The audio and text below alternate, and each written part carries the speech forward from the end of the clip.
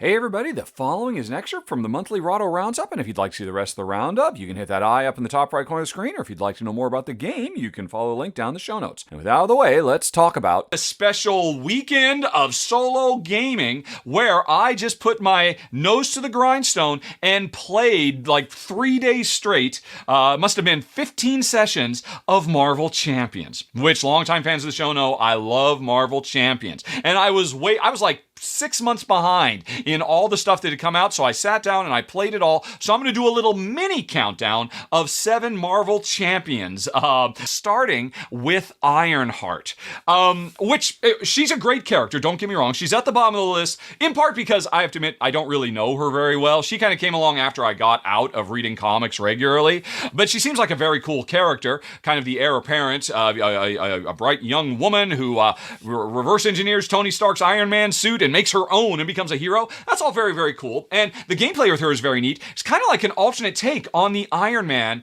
Iron Man in the original box set was all about slowly building your suit up and becoming super powerful. She does the same thing, but in a very different way. And oh my gosh, if you can get her from level 1 to level 3, each one of these is represented by a different identity you can switch to. For level 1, 2, and 3, she becomes insanely powerful, but you have to sacrifice a lot to be able to build her all the way up there and probably take a real beating along the way. So it was a clever idea, but it was just also a much more simple, straightforward character. I mean, I liked it. It was enjoyable. There's nothing bad about it. It's just at the bottom of my list. We move on then to number 6, Vision, which, okay, now Vision did some really cool, funky stuff, specifically because Vision's main power, arguably, is he can go intangible at will. He can change his molecular density. And that is introduced in the game by the fact that you can, in the same way you can switch from his alter ego to his heroic side, you can switch from super dense to, what do you call it? Where things go through you. I can't think of the word all of a sudden, but you know what I mean. And each one of those two creates very different gameplay.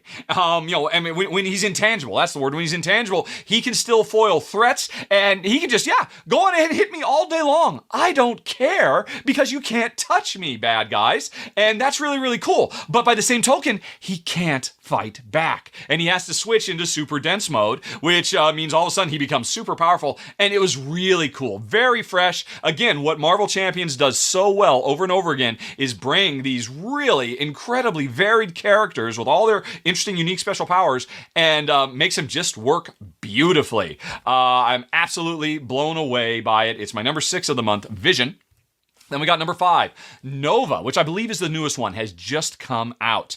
And I should say, both Nova and Ironheart, they both do something new. They got their character, they've got additional cards, and they actually come with little bonus enemy scenarios, which I think this is the first time it's been done. I have to admit, I didn't look at those bonus scenarios, but that was a cool idea. What is the deal with Nova? He is all about wild resources. I don't know much about Nova or the Nova Corps, which is basically Marvel's version of Green Lantern, effectively space cops who, but anyway, his helmet can generate resources that a lot of his cards use, and his helmet generates a wild resource. A lot of his cards say, hey, if you pay for me or if you charge me up with a wild resource, I do something really, really good. So he is just doing wild card actions all the time, and it's really satisfying. He's a very fun character to play. Again, I don't know him that well, so he's kind of on the lower end for me.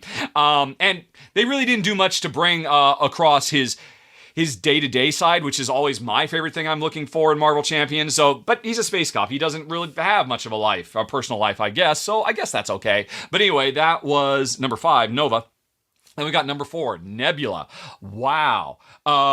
Interestingly, Nebula was originally a villain in the Guardians of the Galaxy, and she had a very, very cool, tough way to fight her, and that system has been brought over into the main game, where you control her now, where she, every round, is earning these specialties. I think that's what they're called. And if you don't use them at the beginning of your next turn, if I recall correctly, she loses them. So you want to get them out and use them, but sometimes you can hold them on because as long as they're passive, they're giving you passive benefits, and as soon as you use them, techniques, that's what they're called. They do really, really big stuff too. And it's a really, really cool idea. I very much enjoyed her system, but like all the Guardians of the Galaxies, she has no personal life at all. So that, again, I love the gameplay of her. I just wish But again, the Guardians of the Galaxy, as far as I know, they don't have a personal life. Their heroic life is their only life, so I guess it's okay. I thought she was really clever. The juggling techniques was just so cool. Nebula came in at number 4. Then we move on to number 3, Valkyrie. Boy, apparently a lot of people are not fans of Valkyrie, but I thought she was great. Like Thor before her, she is really focused on being able to deal with lots of minions. Lots of little bad guys coming. She just takes them out left, right, and center. And the central thing is, I forget what it's called, like the death glow or the death wish or the death stare. She has this one card that she can put on anybody, including the big bad nemesis or regular little nemesis, and then that becomes her focus. And all of her cards revolve around, how can I really mess that character up? And juggling that death card from one character to the next, sometimes putting it on the minion, sometimes it can really lead to incredibly powerful combo moves. It can just make you feel, oh my God, she can feel sometimes like she's Doctor Strange powerful, quite frankly. But if she doesn't really have a lot of minions, she's going to be a little bit more at sea, but that's okay because I played her in a couple of minion-heavy missions and I had a great time. She was so much fun. Okay, then we move on to number 2, Sinister Motives. This is one of 2 big boxes for the game that have come out in the last month, and I was so torn between this and my number 1, Man, Titan, Shadow. Ultimately, it's so tough. I almost want to just let them tie for first place because they both do things I like. They both do things I don't like. Ultimately, the things I love about Sinister Motives is the renewed focus, which I've been waiting for over a year now, of characters' personal lives. The 2 characters, Ghost Spider and Miles Morales Spider-Man, both, their characters have really interesting and powerful uses outside of combat. You have real reasons to be able to switch. And, the things in their real life, like, Gwen, Spider-Gwen, her father's a police captain, so that's part of her alter ego life, but can have a really big impact on gameplay. And I want to see more of that. That's what has always made Marvel shine compared to their competitors, the focus on these characters' personal lives. And every time they can bring that into Marvel Champions, I love it. And they do that with both of the characters here. But what I love even more, one of my favorite things about Marvel Champions ever is every time you fight a minion, you mix in a couple of little like mini objectives, which are just extra spice cards that will come up and mix things up. There was a new one of those little mini objective packs, which I forget what it was called, but it was like everyday, day-to-day hero stuff. Like, just dealing with muggers, getting a cat out of a tree, stuff like that, which was all very wonderful, kind of focusing more on the friendly neighborhood part of being a superhero. That's such a huge change. It's not about cosmic stakes. It's instead about just trying to make people's lives better. But even better, there was a different little expansion pack that was full of problems that can only be solved by your alter ego. And that's even better. Please, Marvel Champions developers, focus on that more. Give us more of a reason to live the people's lives instead of just always punch. I loved it. So, and then the 5 heroes, the villains you fight against, they were all very nice. I was a bit disappointed by almost every single one of them, though, because they break the cardinal rule. Does it make sense in any of these fights that, I could go, have dinner at May's house because I can play this card that says, go have dinner at Aunt May's house, and I can do it in the middle of this epic fight, and it makes no sense.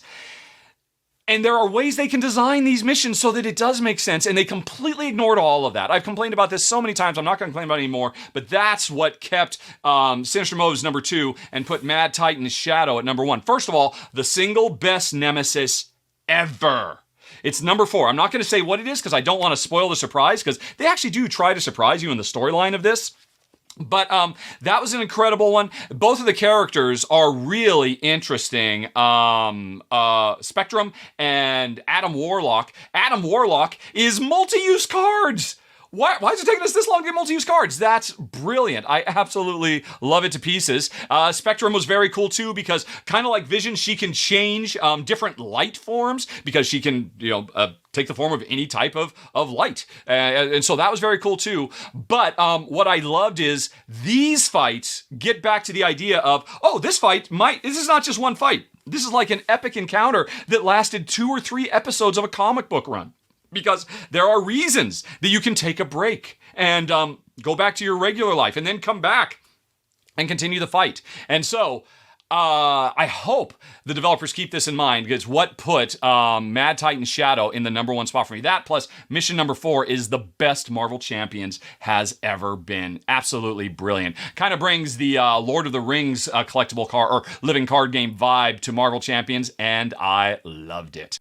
And thanks for watching, folks. If you enjoyed it, please like and subscribe. It makes a huge difference, believe me. But with that out of the way, if you'd like to see some more, over on the left, you can find a playlist of a whole bunch more Rahdo Rapid reviews. Up in the top right, there's the latest thing that's been added to the channel. And in the bottom right, you've got something YouTube recommends. Okay, folks, thanks for watching.